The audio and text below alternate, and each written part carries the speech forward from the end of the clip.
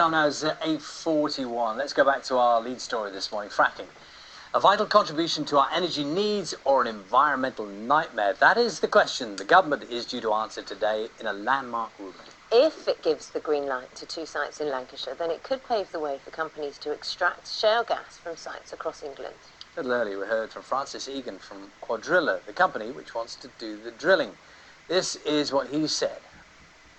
It is safe. I mean, it has been assessed extraordinarily thoroughly by the Environment Agency and by the Health and Safety Executive. And not only has it been assessed, but the monitoring that's going to go on around these sites is unprecedented. You know, we will monitor everything, traffic, noise, lighting, air quality, water quality, etc., etc.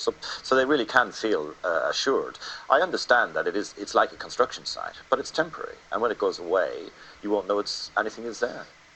Joining now in the studio, Bob Dennett, who's from Frack Free Lancashire. Very good morning to you. Thank you very much for coming in for us this morning. So you heard there the boss of Quadrilla saying you and people like you, the people nearby, you should be reassured.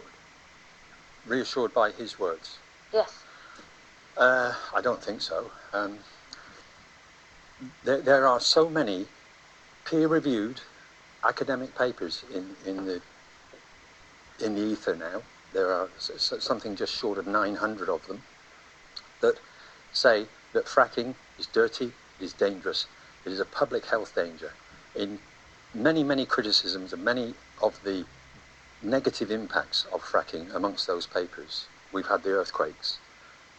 We have significant evidence from the USA and other countries of contamination of the water, air pollution, endocrine neurological disorders, people suffering heart attacks, respiratory disorders, etc. We spoke to Francis Egan. We spoke to Francis Egan and put these concerns to him, and he said that if there was an earthquake or a seismic tremor of up to 0.5 on the Richter scale, which he compared to the rattling of a cup, they would have to stop. He said, excuse me, he said that no public water supplies could be affected, and if any private water supplies were affected, they would tackle that as well. And he also said that the regulations in the UK are much more stringent than they are in the United States. So he was offering his reassurance when it comes to medical or safety concerns. Can we take the regulations first? The government and the industry keep telling us that we have the most robust regulations in the world. Well, if that is the case, then I feel really sorry for the other countries in the world that are likely to have this imposed upon them. The government themselves have changed the regulations and in some cases significantly reduced the effectiveness of them in order to facilitate this industry. If I can move on to the seismic detectors that Francis Egan mentioned, I was watching that part of the programme. I attended one of the government's own consultations in Knutsford a little while ago, and one of their geologists from UCOG told me and a group of other people that the 0.5 is a precursor to a much larger event. So once the liquid is in that geological fault, there's not even backing off the pressure. They have no control over what the next event is going to be because they've got lubricated water in a geological fault. What is it that would convince you? Because a lot of people say that there is a bigger picture here. One is the local issue, and a lot of people have a great deal of sympathy with the idea of trucks and the business. The companies say over a short period of time that becomes almost irrelevant.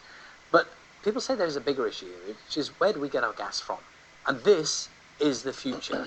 People there might be issues initially, but this is where it has to go. What do you say to that? I was part of a group who gave evidence I didn't personally give the evidence myself, who gave evidence to the House of Lords Select Committee on Shale Gas in 2013, December the 13th. And following our session, there were some gas analysts also giving evidence, one of whom represented the offshore industry. And he said that quite frankly, it is laughable. The idea that shale gas is going to save the UK economy is laughable. And he also went on to say that we have sufficient gas in the North Sea, the Orkneys, the Shetland Islands, and the Irish Sea to last us for 60 to 80 years, and that they know where there is plenty more. Time. So I'm not suggesting for one moment that we should burn it, but that surely should be enough to transition onto renewable energy. Can we just ask in a practical sense, it may well be that in the next less than an hour or so, they get the go-ahead for these two. We were told this morning by Quadrillo, if it all works well, it's 100 within Lancashire. That's the plan. What are the campaigners going to do about it? Are there going to be protests? Are they going to actually try and physically stop the work going ahead? Well, we've tried, the movement, the whole anti-fracking movement throughout the UK, not just in the Fylde, have tried every legal and democratic process that's been available to us to stop this. Lancashire County Council on the 29th of June last year made a democratic decision to oppose and refuse these planning applications. But the government has seen fit to take that decision away, in other words, to ignore democracy. So what will campaigners do? We are left with no alternative but to continue to oppose this, but probably by other means. Give us what people immediately are thinking. That means, what are you going to do? Are you going to put people in the way of trucks? What's going to happen?